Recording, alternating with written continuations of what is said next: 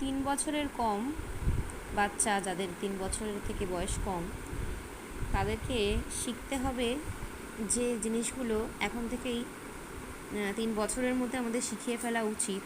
সেইগুলো হলো, আমি একটা লিস্ট করেছি, এতে অনেক অভিভাবকদেরই সুবিধা হবে, বলে দিচ্ছি।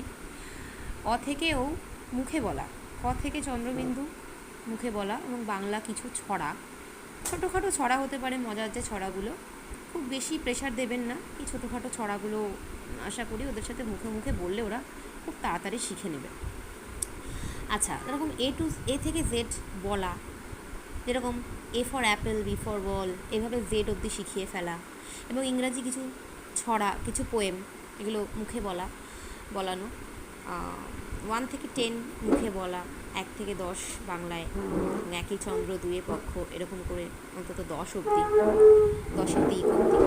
আচ্ছা, আরও যেগুলো কিছু বলবো সেগুলো হচ্ছে এরকম, এই যে birds, animals, fruits, flower, animals দুবার হলো, vegetables, transports, parts of the body, এই সমস্ত জিনিস, এগুলো যেরকম ছবি দেখে চেনানো এবং মুখে বলতে শেখানো, এইগুলো এইভাবে এখন থেকে চিনিয়ে ফেললে